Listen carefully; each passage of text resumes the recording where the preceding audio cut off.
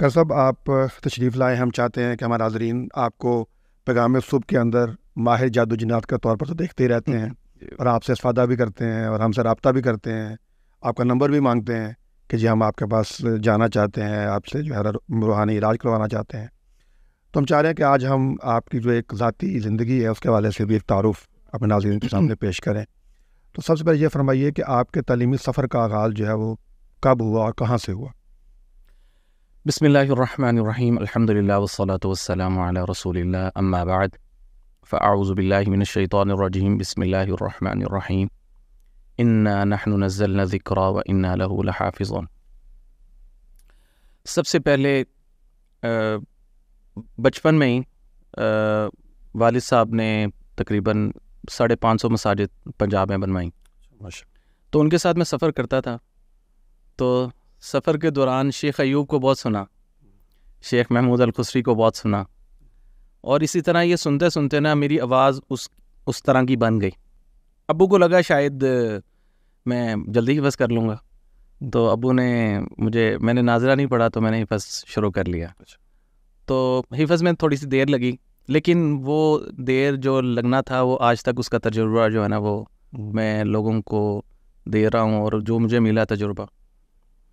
تو حفظ جو ہے وہ میں نے جامعہ رحمانیہ سے کیا. قاری ابراہیم صاحب کے گھر رہتا تھا ادھر ہی جب کر صاحب وہاں پہ تھے, اور اس کے بعد پھر واپس آ کے 7 اور 8 کلاس کی.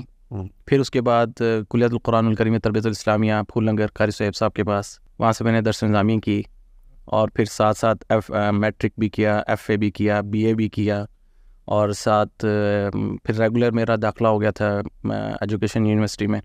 پھر وہاں سے میں نے بی ایڈ کیا, اور اس کے ساتھ ساتھ جو ہے وہ قرأت عشرہ جو ہے وہ قاری ابراہیم صاحب نے قاری صہیب صاحب نے ہمیں پڑھائی الحمدللہ. وہاں سے پڑھا.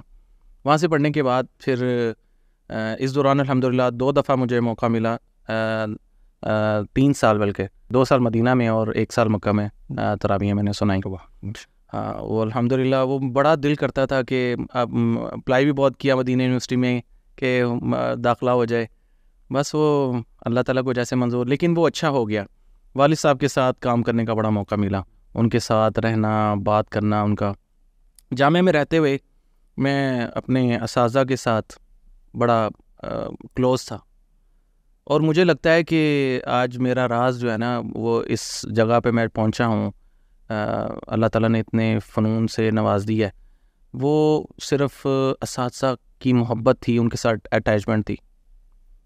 میں اکثر یہ بات کیا کرتا ہوں فقیر صاحب کہ آپ بچے کو کچھ نہیں دیتے نا, مطلب اگر وہ علم حاصل کریں اس کو تربیت اچھی دیتے ہیں, اور مجھے تربیت ملی ہے بس قاری ابراہیم صاحب سے, قاری صہیب صاحب سے, شیخ احمد صدیق صاحب سے, خاص کر میرے ابو جان سے.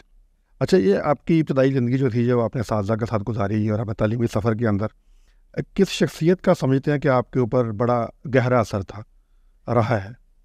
سب سے پہلے تو ابا جان قاری عزیر صاحب کا سب سے زیادہ, ان کے بعد قاری ابراہیم صاحب. قاری ابراہیم صاحب مجھے اپنے ساتھ بٹھاتے تھے. تربیت کے پہلو میں نا وہ مجھے کہتے تھے کہ ماموں جان نے میری تربیت کی ہے, ابو جان ان کے ماموں تھے, تو وہ اکثر یہ بات کیا کرتے تھے کہ تربیت کے حوالے سے نا میرے بہترین استاد وہ ہیں. تو وہ میری تربیت کرتے تھے بہت. اور ایک میرے مربی قاری صہیب صاحب, انہوں نے میری بڑی تربیت کی ہے. اور ایک میری والدہ, وہ آج بھی تربیت کرتی ہیں. اور بہرحال یہ 4 شخصیات ہیں جنہوں نے میں جن سے بہت متاثر ہوں.